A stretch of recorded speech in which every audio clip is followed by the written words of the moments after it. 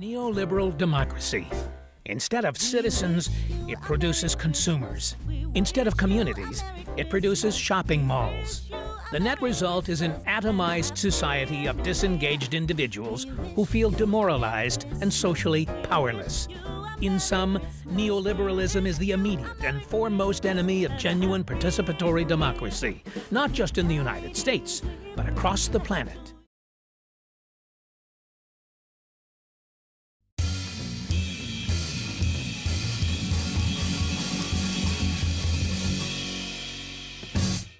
Si dans les années 50-60 aux États-Unis, au Canada, dans des sociétés que je connais bien, on avait énoncé au grand public certaines des choses qui sont aujourd'hui communément admises, ce grand public à l'époque aurait été scandalisé. Alors si par exemple dans les années 50 et 60, on avait énoncé au grand public au Québec, au Canada, aux États-Unis, que les gouvernements qu'ils ont sont des gouvernements assassins, qui montent des coups d'État dans des pays du tiers-monde, bien sûr, les gens politisés savaient ça, mais la plupart des gens n'étaient pas au courant de ça. Ils auraient été scandalisés. Ils avaient une vision tout à fait différente du monde dans lequel ils vivent, de leur gouvernement, des médias, tu comprends? Ça a beaucoup changé depuis une trentaine d'années. La plupart des gens maintenant sont conscients du rôle propagandiste des médias, de la présence d'institutions qui façonnent les idées. Et je pense que c'est une excellente chose. Tu comprends? Maintenant, ce travail-là, il est peut-être plus profond qu'on le pense. Hein. Il y a des travaux, par exemple, je me suis beaucoup intéressé à Herman, Chomsky et quelques autres là, qui ont développé le fameux modèle propagandiste des médias. There is a standard view about democratic societies and the role of the media within them. It's expressed, for example, by Supreme Court Justice Powell when he spoke of the crucial role of the media in affecting the societal purpose of the First Amendment, namely enabling the public to assert meaningful control over the political process. That kind of formulation expresses the understanding that democracy requires free access to information and ideas and opinion, and the same conceptions hold not only with regard to the media, but with regard to educational institutions, publishing, the intellectual community generally. It's not the case, as the naive might think, that indoctrination is inconsistent with democracy. Rather, as this whole line of thinkers observes, it's the essence of democracy.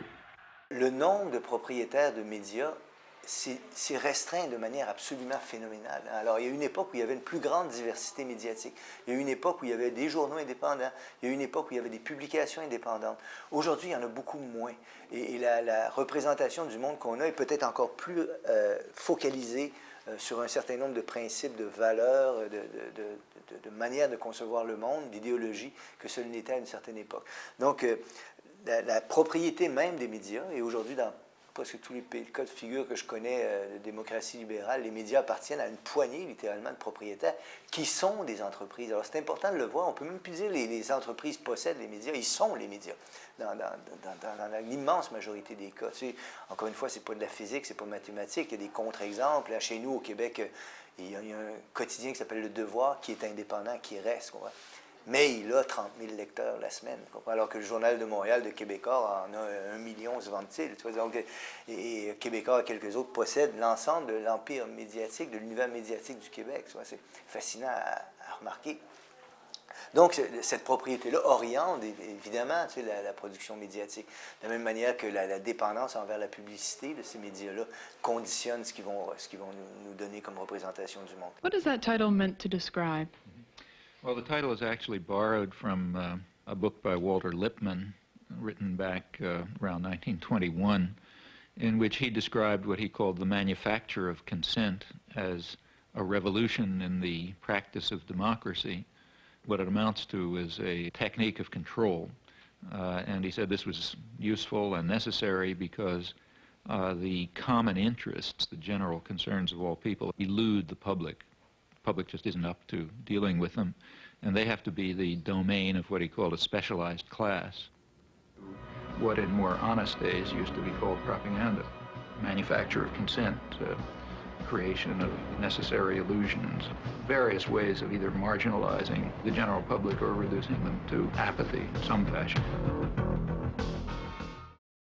Également, ça c'est moins connu, puis je trouve ça important que ce soit diffusé aussi cette idée-là, c'est qu'il y a un très fort fond propagandiste dans l'idée de la communication sociale de nos sociétés. Et ça remonte à la commission Creel que les Américains mettent sur pied quand les États-Unis vont décider d'entrer en guerre lors de la Première Guerre mondiale.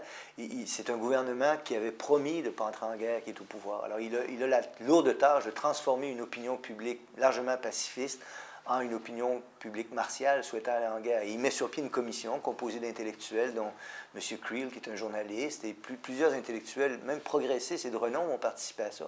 Ils vont inventer cette idée, cette forme, cette incarnation moderne de la propagande de masse. Et ça fait partie de nos sociétés. Qu'on aime ça ou non, c'est réel. Issu de ça, il y a l'idée de, vous appelez ça en France la communication, on appelle ça aux États-Unis, au Canada, les relations publiques. Mais cette idée de firme de relations publiques, et cette pratique correspondante, et ils sont omniprésents dans nos sociétés, ils mobilisent une foule considérable de gens, et il doit y avoir autant de gens qui sont en relations publiques qu'il y a de journalistes dans un pays comme les États-Unis, tu comprends?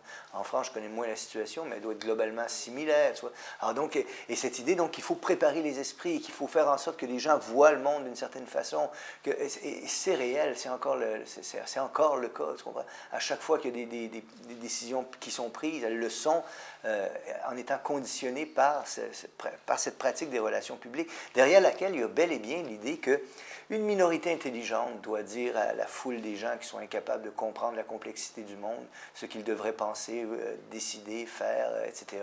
Et pour ce faire, leur suggérer, c'est les mots minorité intelligente, je ne l'ai pas inventé, c'est dans les textes fondateurs de ces pratiques-là, leur donner les illusions nécessaires au bon fonctionnement de la société, au fonctionnement harmonieux de la société. Et harmonieux veut évidemment dire dans les intérêts des institutions dominantes et de ceux qui sont capables de se payer ces services-là. Toi, tu n'auras pas accès à une firme de relations publiques pour diffuser ton film. C'est ce que ça veut dire.